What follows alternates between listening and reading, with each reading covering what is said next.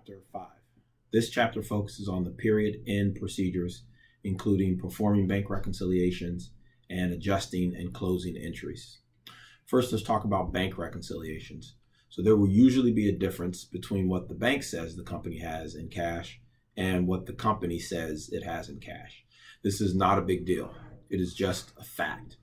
For example, if the company writes a check to a vendor, then the company records a reduction of cash. But the bank is not aware that the company wrote the check until the vendor actually cashes the check. Let's assume that on December 29th, the company wrote a check to a vendor, but the vendor is closed for the first 2 weeks of January. So they don't receive and cash the check until the 15th of January. As of December 31st, the company's records will show a reduction in cash, but the bank statement will show the cash as still included in the account. What I just gave you was an example of an outstanding check. There are other reasons for differences between the bank's records and the accountant's records. For example, deposits in transit, service charges, electronic fund transfers, both deposits and payments, return customer payments or non-sufficient funds, and errors.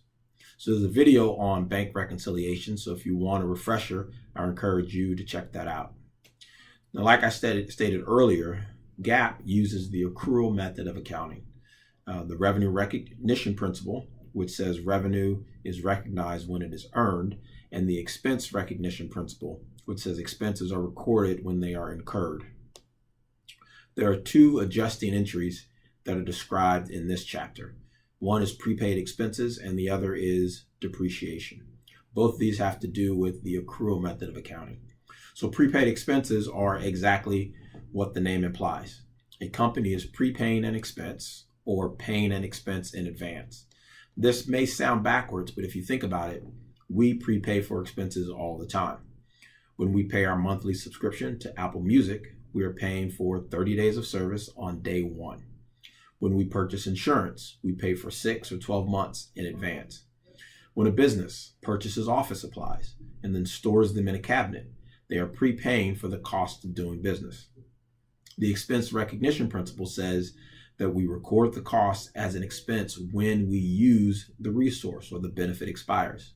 Accordingly, when we pay up front for 4 months of rent, we record rent expense when our right to use that asset expires.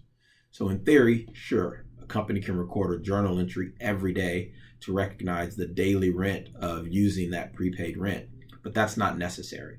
Most companies will wait until the end of the month or the end of the quarter or even the end of the year whenever they need to present financial statements on the accrual basis of accounting in accordance with GAAP, and then adjust expenses and assets to reflect what has been used or has expired. Now, depreciation. This one can be a little bit tricky. Depreciation is not a calculation of value or worth. In fact, it has nothing to do with the value of the long-term asset. Depreciation is recognizing the cost of using an asset. We initially record the asset at historical cost, and then we estimate how long we plan to use that asset, and we allocate the cost of using that asset over that estimated useful life.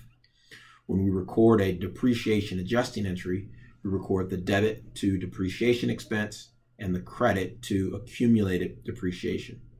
Accumulated depreciation is a contra asset account, which means that it is an asset account that works opposite or contrary to the normal balance of an asset account.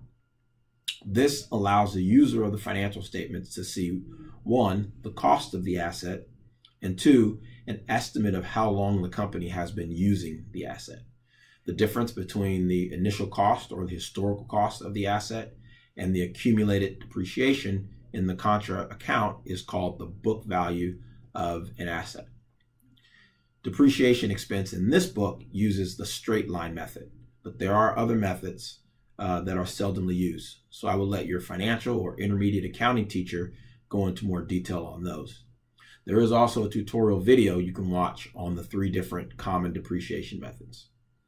So after the reconciliation and adjusting entries, the company needs to close the accounting records so they can begin fresh for the next accounting period. There are 3 closing entries: revenue accounts, expense accounts, and drawings or dividend accounts. These accounts need to be reset to 0 because they appear on statements that are presented over a period of time. So when we get to January 1, we want our revenue account to be 0, so the first dollar earned shows up as $1 of revenue earned. In other words, we need to get the old stuff out of the account. We have that same dilemma with expenses. We want the salary expense for January to reflect the cost of workers in January, not December. So we need to reset that account to 0. If you know two things very well, it makes closing entries pretty simple. One, you need to know the normal balance of revenue, expense, and dividend accounts. Revenues are normally credits, so if you want to close the account, then you would debit the revenue account for the entire balance as of December 31st. The second thing you need to know is the other side of all closing entries is retained earnings. So whenever you record a closing journal entry for revenue, it's a debit to revenue and a credit to retained earnings. If you want to close an expense, it's a credit to the expense account and a debit to retained earnings. So those are the highlights of Chapter 5, at least from my perspective. Of course, if I missed something you really want to talk about, just start a discussion in the Chapter 5 Ask a Question module. Enjoy.